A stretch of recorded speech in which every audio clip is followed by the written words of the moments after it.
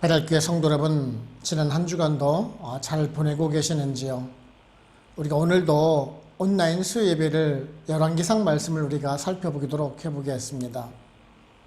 지난주에는 다윗의 넷째 아들이자 현재 아들 중에서 장자였던 아도니아가 군대 장관이었던 요압과 또한 대제사장 아비아들을 자신의 편으로 만들고 왕이 찬탈을 위한 즉위식을 가지려는 모습을 우리가 살펴보았습니다.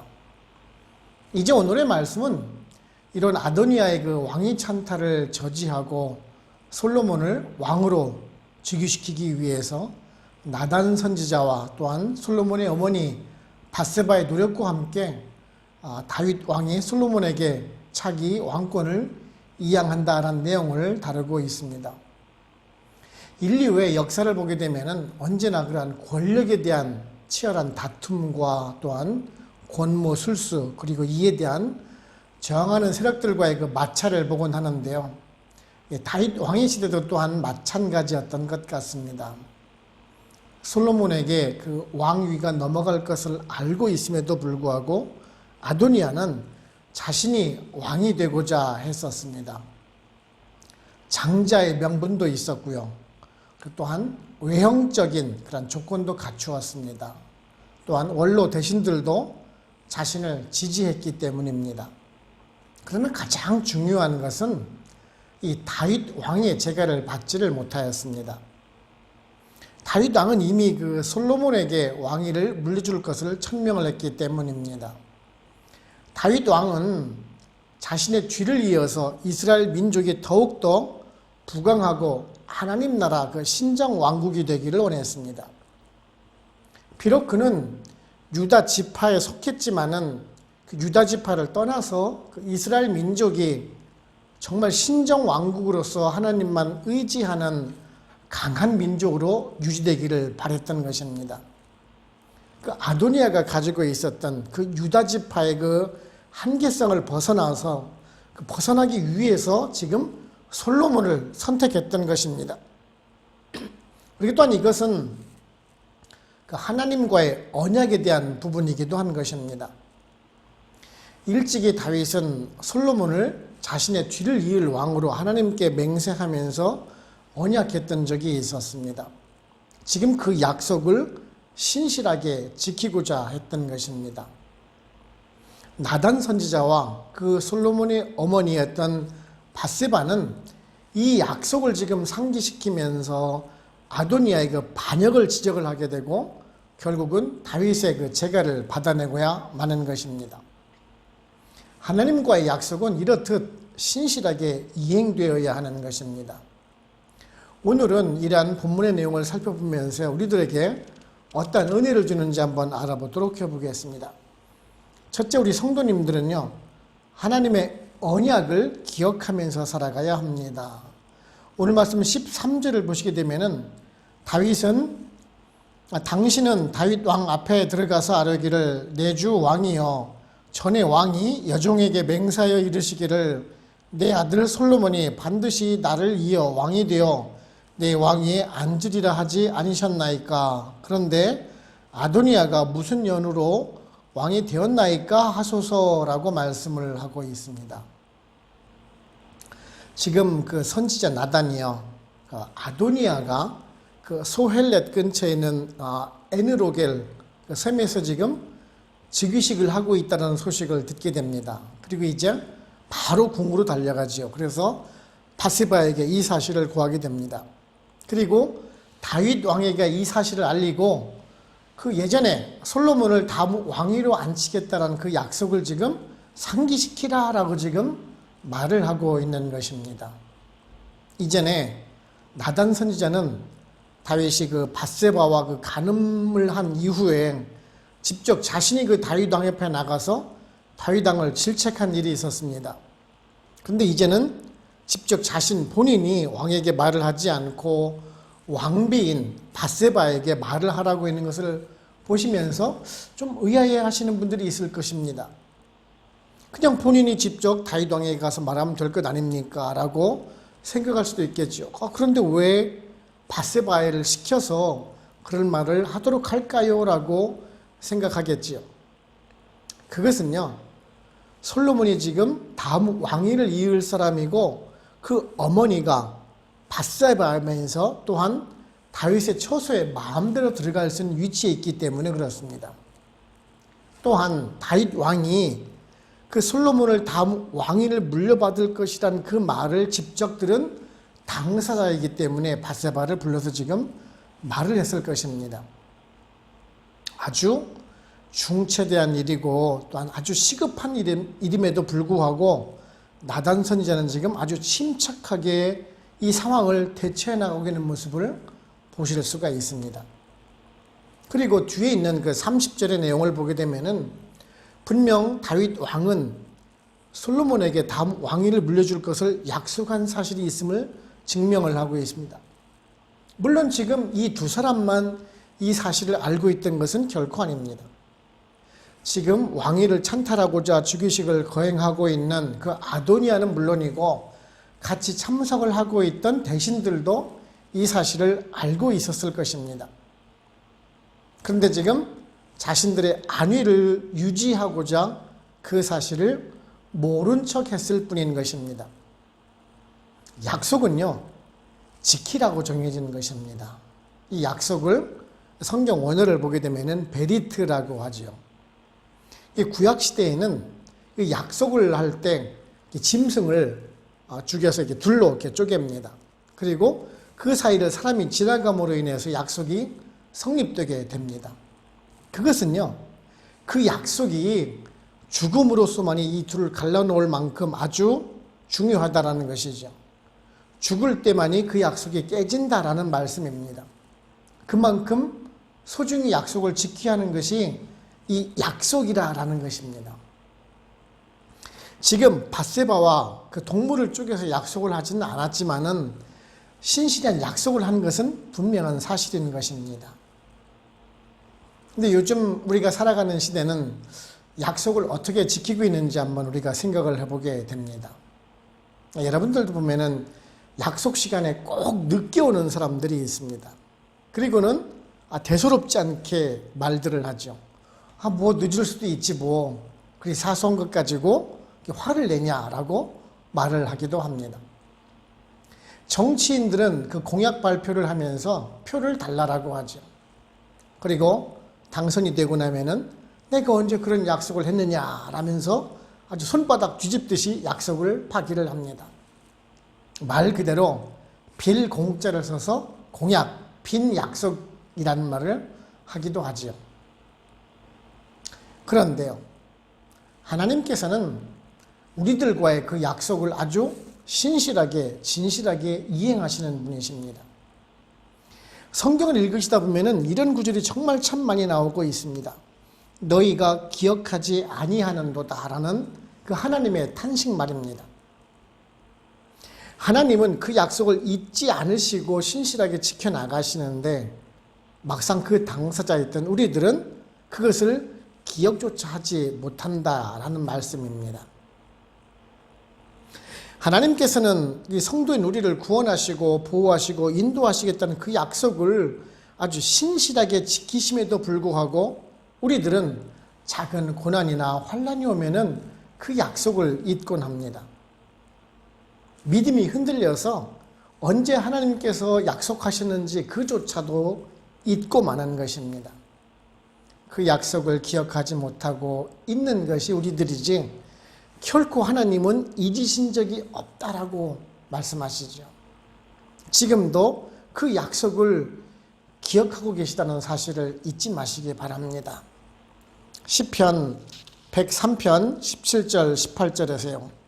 여호와의 인자하심은 자기를 경외하는 자에게 영원부터 영원까지 이르며 그의 이는 자손의 자손에게 이르리니 곧 그의 언약을 지키고 그의 법도를 기억하여 행하는 자에게로다 라는 그 말씀 우리 모두 다 잘 기억하시고요. 우리들이 살아가면서 풍파를 만나거나 또한 환난 가운데서 우리를 흔들리지 않게 지켜주시는 분은 바로 곧 하나님이시다라는 그 사실을 우리가 잊지 마시고 그 하나님께서 우리를 지금도 신실하게 인도하시고 계시다는 것을 잊지 않는 여러분 되시기를 바랍니다. 두 번째는요, 하나님의 선하신 뜻은 반드시 이루어지도록 되어 있다라는 것입니다. 오늘 말씀 17절을 보시면은 그가 왕께 대답하되 내 주여 왕이 전에 왕의 하나님 여호와를 가리켜 여종에게 맹세하시기를 내 아들 솔로몬이 반드시 나를 이어 왕이 되어 내 왕 위에 앉으리라 하셨거니라 라고 말씀을 하고 있습니다.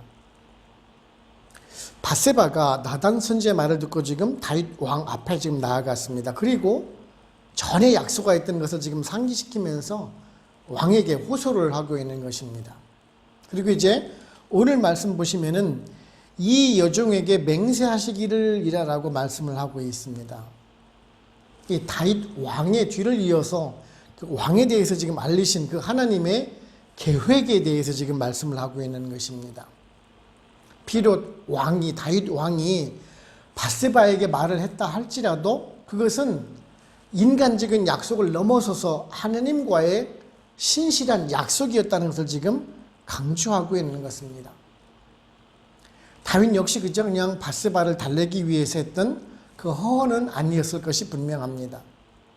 즉 이것은 하나님과의 약속이었고 하나님의 작정하심이 계셨었고 하나님의 계획하심이라는 사실입니다. 그리고 이러한 하나님의 약속은 또한 신실하게 이행이 된다는 사실을 우리는 또한 명심을 해야 합니다. 근데 사실 우리들 인생을 살아가면서 그 하나님의 약속이 신실되게 진행되고 이행되고 있다는 사실을 잘 알지 못하는 경우들이 정말 참 많이 있습니다. 하나님께서 이 약속을 지키시고 계시다는 것을 보여주고 계시는데도 그것을 이해하지 못할 때가 많다라는 것이지요. 그러나 때로는 우리가 이러한 사실을 알지 못한다 할지라도 하나님께서는 우리가 알지 못하는 사이에도 지금도 신실하게 이루어 가시는 것을 또한 우리는 보곤 하는 것입니다. 그 대표적인 예가 창세기에 보시는 그 요셉의 경우입니다. 그는 형제에게 버림을 받지요. 미디안의 대상에게 노예로 팔려가서 애굽으로 넘어가게 됩니다. 그 시위장이었던 보디발의 종으로 팔려지게 되고요. 또한 그 아내에 의해서 억울한 누명을 쓰고 감옥에 갇히는 결과를 초래합니다. 만일 우리 같으면은 이럴 때 어떤 생각을 하시겠습니까? 아니 왜 나에게만 이런 시련이 오는가? 다른 사람들은 정말 잘도 살아만 가는데 왜 난 이러한 시련만 계속 반복이 되나? 좌절도 하고 원망도 하기도 할 것입니다. 정말 도저히 이해하지 못하는 이 상황을 겪으면서 하나님께서 지금 나와 같이 하지 않으시는 거야. 나를 보호하시지도 않고 인도하시지도 않는 거야 라고 단정지어서 생각을 하기도 할 것입니다. 그런데요, 요셉은 언제 어디서나 그 하나님과 동행하고 있다는 사실을 잊지 않았습니다. 결국 그의 연단과 시련이 끝나자마자 어떻게 되었습니까? 애굽의 총리 대신이 되었습니다. 후에 기근을 면하고자 식량을 구하고자 찾아왔던 그 형들을 만나게 됩니다. 그리고 그 형들 앞에서 고백하는 모습이 있습니다. 창세기 45장 7, 8절인데요. 하나님이 큰 구원으로 당신들의 생명을 보존하고 당신들의 후손을 세상에 두시려고 나를 당신들보다 먼저 보내셨나니 그런즉 나를 이리로 보낸 이는 당신들이 아니요 하나님이시라. 하나님이 나를 바로에게 아버지로 삼으시고 그의 온 집의 주로 삼으시며 애굽 온 땅의 통치자로 삼으셨나이다 라고 고백하는 그러한 장면이 나오고 있습니다. 이러한 다윗을 보면서 그 하나님의 선하신 계획과 뜻을 우리가 발견을 하게 됩니다. 그런데 우리는 정작 그 본인의 그 고난에 대해서는 왜 그런 사실을 깨닫지 못하고 있는지요. 사실 물론 저도 한때는 그랬습니다.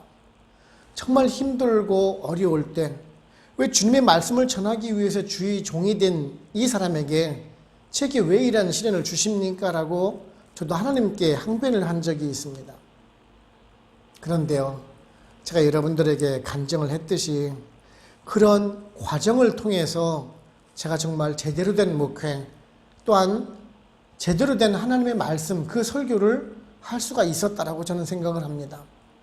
만일 그렇지 않았다면 지금도 주석이나 뒤적이면서 이해하지도 못하는 철학적인 그런 설교나 하고 있었을 것이 분명합니다. 하나님께서는요, 언제나 그 신실하신 계획과 뜻을 이루어 나가시는 분이십니다.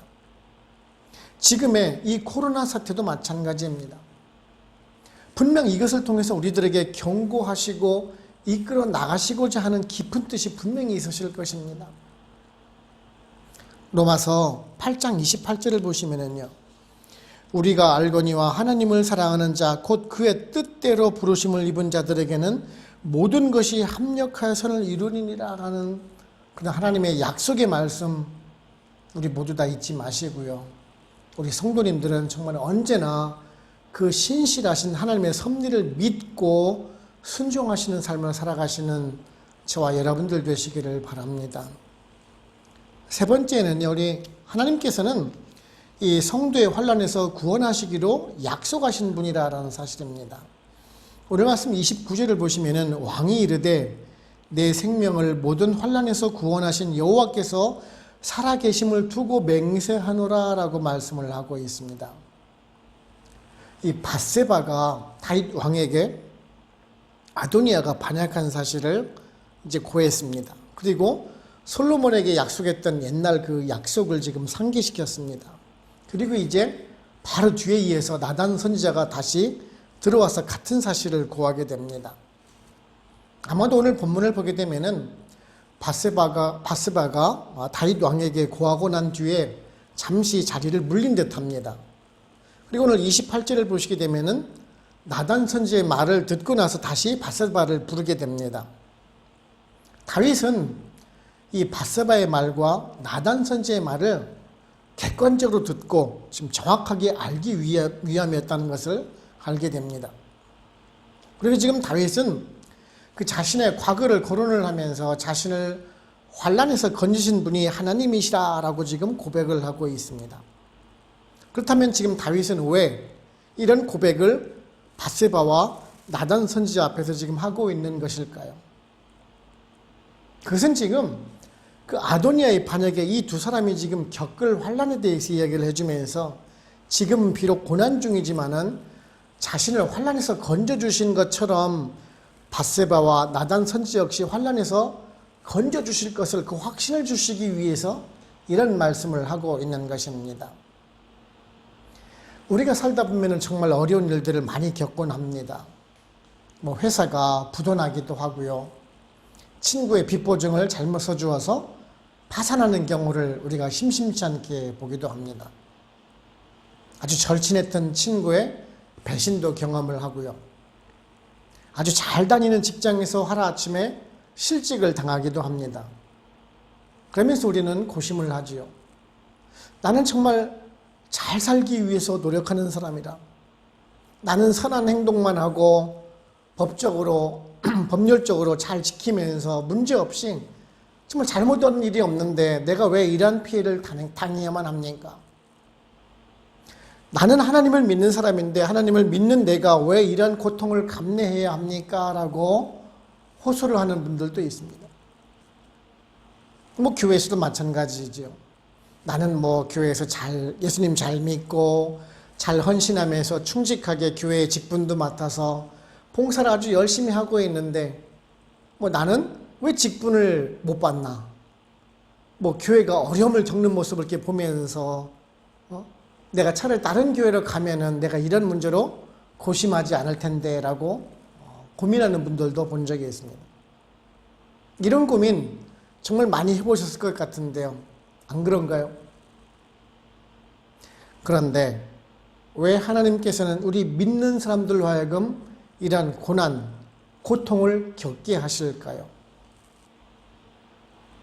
우리는 처음에 그런 환난이 다가오는 것에 대해서 회의를 느끼곤 합니다. 이런 상황을 이겨내지 못하고 배교하거나 즉 하나님을 떠나가기도 합니다. 내가 차라리 이럴 바에는 하나님을 믿지 않겠다라고 생각을 하는 분들도 있습니다. 지금 코로나 시기도 마찬가지입니다. 많은 교회 목사님들과 통화를 하면서 다들 똑같이 하시는 말씀들이 있습니다. 출석하시는 성도님들이 코로나 이전보다 약 한 30% 이상 줄었다라고 말씀들을 하십니다. 온라인으로 설교를 들으려고 하지 굳이 교회에 나와서 지금 신앙생활을 하겠다는 사람이 많이 줄었다라고 말씀들을 하고 계십니다. 그러다가 결국에는 온라인 예배도 안 들으실 것이다 라고 생각하시는 분이 대부분이십니다. 왜 하나님께서는 이 코로나라는 사실을 잊게 하셨을까요? 분명 하나님께서는 아무런 까닭 없이 계획 없이 일을 하시는 분은 결코 아니십니다. 그렇다면 이 코로나를 통해서 무엇을 교훈하시고자 하는지를 우리가 한번 생각을 해보면 됩니다. 지금의 그 결과를 보라라는 것이죠.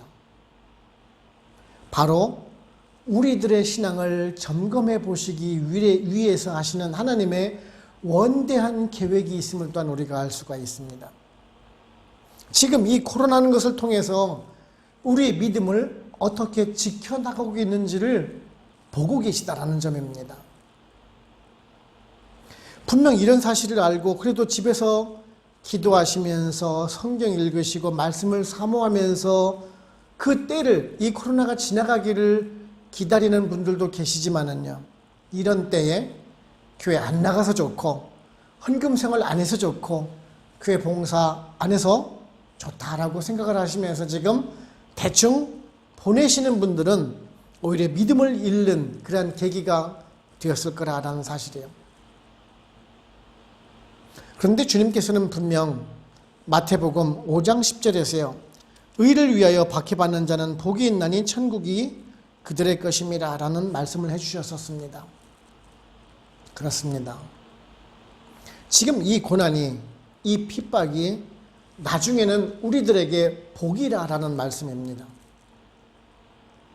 이 고난 환난 뒤에는 반드시 구원함이 있고 축복이 기다리고 있다라는 사실입니다.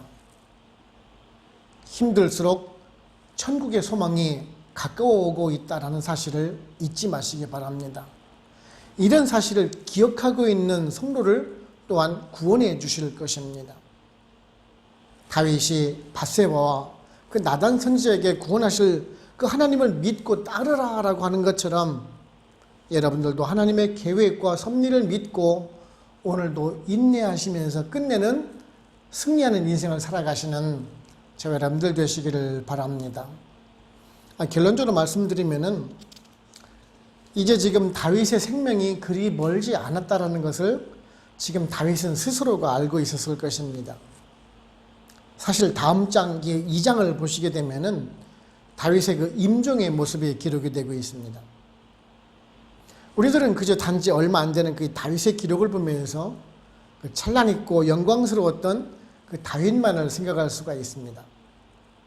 하지만은요, 그 다윗의 인생을 쭉 보게 되면은 거의 절반은 도망자의 삶이었었습니다. 사울 왕의 그 시기를 피해서 도피하는 생활이었죠. 유다 왕으로 7년 반이나 있었지만은요, 사실은 나머지 지파들은요, 다윗과는 뜻이 다른 사람들이었었습니다. 즉 반쪽짜리 왕이라는 것이죠. 하지만 그의 생을 보게 되면 언제나 하나님과 동행하는 삶을 살았다라는 것을 보게 됩니다.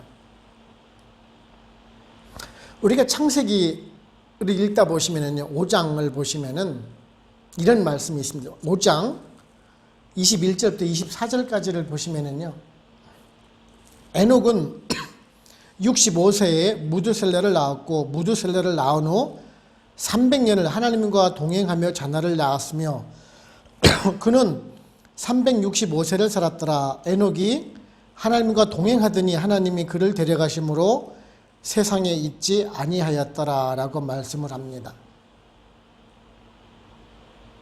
그저 평범한 기록이지요. 그렇죠? 에녹이 자녀를 낳았고 얼마를 더 살다 그리고 하나님이 데려가셨다라는 것이 전부입니다. 당시 성경을 거기 5장고 앞뒤를 쭉 읽어보시면은 그 당시에 대부분 900여 살을 살 때입니다. 그런데 지금 에녹은 몇 살을 살았습니까? 365살을 살았습니다. 보통보다 한 3분의 1 정도 짧게 산 인생입니다. 뭐 요즘 정도로 말하면은 나이 겨우 30살 되어서 소천했다라고 보는 것이 좋겠죠. 그런데요, 우리가 기억해야 할 것이 있습니다. 그것은 바로 곧 하나님과 동행하더니라는 문구입니다. 그저 평범한 인생을 살았지만 그의 인생은 하나님과 동행하는 삶을 살았다라는 사실입니다. 우리도 마찬가지입니다. 우리들도 평범한 인생입니다.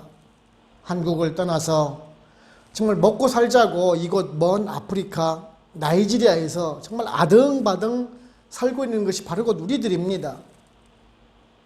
하지만 그냥 여러분의 인생이라고 해서 대충대충 살기를 말기를 바랍니다. 비록 평범한 삶이라 할지라도 다윗과 같이 정말 에녹과 같이 하나님과 동행하는 인생을 살아가시기를 바랍니다. 그 신실하신 하나님의 약속, 그 언약을 믿으시고 오늘도 하나님과 그 동행하는 삶을 살아갈 때 다윗과 같은 에녹과 같은 축복이 여러분들과 함께 하실 것입니다. 여러분 모두 다 그러한 하나님과 동행하는 삶을 살아가시는 여러분들 되시기를, 우리 베들교회 성도님들 되시기를 주님의 이름으로 축원을 합니다. 아멘. 기도하겠습니다. 하나님 아버지 감사합니다. 오늘도 말씀을 통해서 저희들에게 교훈해 주시니 진실로 감사를 드립니다. 아도니아가 아버지 다윗의 뜻을 거스르고 반역을 하여서 즉위식을 하고 있는 모습을 보고 그 밧세바와 나단 선지자가 다윗에게 그 과거에 약속했던 것을 상기시키며 다시금 그 왕위 계승에 대한 약속을 받아내는 이러한 과정을 보면서 우리들도 그런 신실하신 언약에 대해서 생각을 해보게 됩니다. 우리들은 때로는 그런 고난과 환난이 찾아오게 되면은 하나님의 그 계획하심과 그 뜻을 잊고 나서 정말 좌절하고 원망하는 삶을 살고는 하지만 하나님께서는 그래도 신실하심을, 우리들과의 그 신실하신 약속을 지켜나가시는 것을 보면서 또한 우리들 반성과 회개를 하게 됩니다. 그렇습니다. 하나님께서는 그 약속을 잊으신 적이 없으시고 어기신 적이 없음에도 불구하고 우리들이 그것을 잊고 따르지 않았던 우리들이온데, 우리가 오늘 말씀 다시 한번 생각해 보면서 다시금 이 신실하신 하나님을 의지하는 삶의 그 각오를 다지기를 원합니다. 그래서 우리가 어려울 때나 힘들 때 우리들 곁에서 보호 인도하시고 선한 길로 인도하시는 그 하나님만을 생각해 가면서 나를 위해 죽으신 그 예수 그리스도를 본받고 따라가는 신실한 성도의 삶을 살아가는 우리 베들교회 성도님들 다 될 수 있도록 성령님 인도하여 주시옵소서. 오늘도 말씀을 주심에 감사하옵고 예수님의 이름으로 기도드립니다. 아멘. 축드리고 마칩니다. 지금은 우리를 구원하시는 예수 그리스도의 은혜와 하나님 아버지의 크고 크신 사랑하심과 성령님의 인도하시고 역사하시고 우리와 같이 교통하심이 베델 한인교회 모든 성도님들과 그들의 가정과 직장, 사업체, 그리고 선교지와 베델교회 위에 지금으로부터 영원토록 함께 합시기를 간절히 축원하옵나이다. 아멘.